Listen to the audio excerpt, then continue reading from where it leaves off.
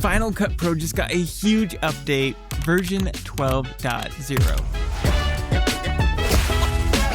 I know there's quite a bit of confusion around whether or not these updates are included in the lifetime purchase version of Final Cut Pro. Yes, all of these brand new features are available in the lifetime purchase version, but if you subscribe to Final Cut Pro using Apple Creator Studio, you also get access to a bunch of premium titles and generators, which I'll show at the end of this video.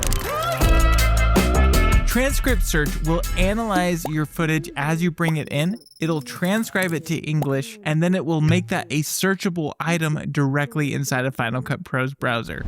We'll head on up to our import window. We'll select media, and I'm just going to import this basic video I filmed on my phone. Coming over here to the right side, you'll notice that by default, transcribe in English has been checked. I'll go ahead and import this, and if we take a look in the top left corner, you'll see that Final Cut Pro has just transcribed it in the background. It was so fast at transcribing this small clip that I didn't even have time to show you what it looks like here in the background tasks. Now, it really is really fast, but if you have a longer interview or something, it's definitely going to take a lot more time, maybe 5 minutes or so. Now that it's been transcribed in the background, I can search through this entire clip. So, for example, let me just show you what the beginning of this clip looks like.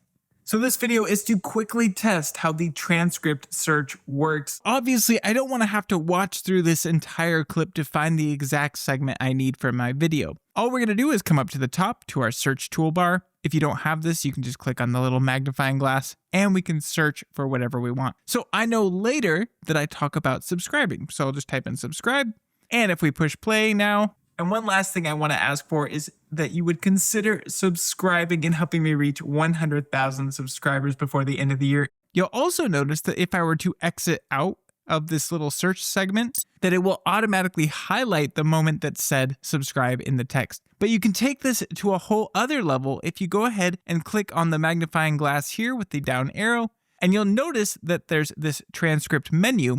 And we can choose either includes or is related to. Searching by includes means it's going to only select segments that contain the exact words that you type, whereas is related to will actually use synonyms. This is super handy if you happen to know the context of what was said, but maybe you don't specifically remember the exact phrase that was used. So you can search up a similar phrase and you'll have a really good chance of finding that moment. Visual Search will analyze your media as you import it and decide what is happening in each particular shot. To get access to Visual Search, what you'll need to do is go into your import window. We'll just select media. And over here on the right, make sure under Analyze Video, Visual Search is enabled. If that wasn't enabled when you imported your footage, it's no worries at all. You can just right click on any clip, then you can go down to Analyze and Fix, and make sure that Visual Search or Transcribe in English is checked. So let's say, for example, I want to look at shots specifically of just food, which is honestly a more frequent experience than you might suspect. Well, I'll come up here to my search and we could just look up food.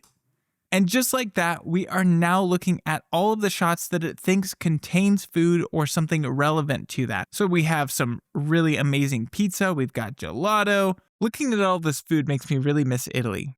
I need to go back. Now, it's definitely not perfect. For example, we have this shot of some flowers, and for whatever reason, it thinks that's food. This is very early on, and it still makes mistakes because robots are robots, and computers are going to do what computers do. But even with its mistakes, it vastly speeds up the process of finding the exact shot you need. Now, in tandem with this basic search, we could take it to a whole new level just by using Smart Collections. To use Smart Collections, we can just come over here to the Filter menu.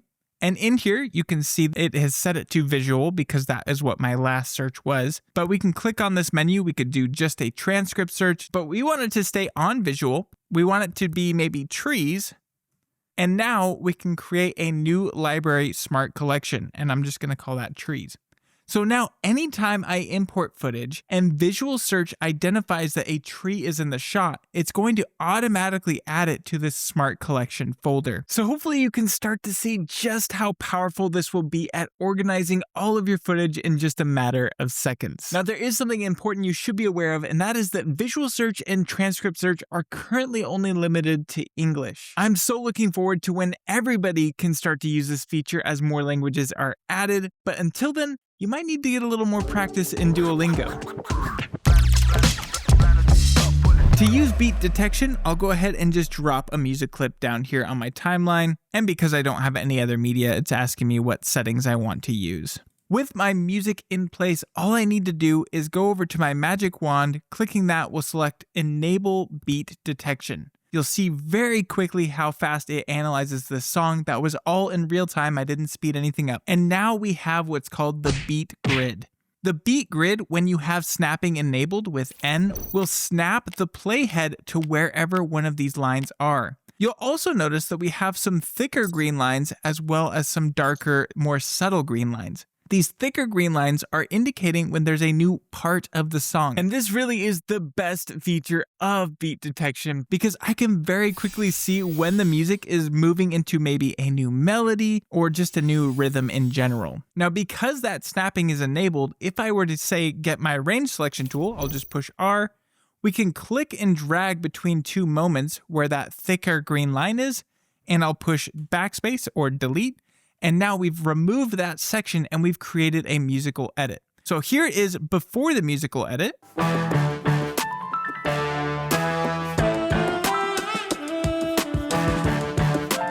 So the music's kind of working there, but maybe I wanted to pick up in pace and get a bit more intense. Well, now I can go ahead and just delete out that middle section, and let's check out how that transition sounds now.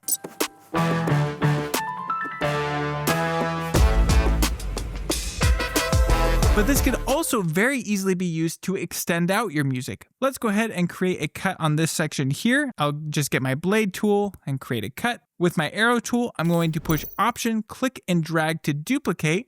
And now if we play back this edited point,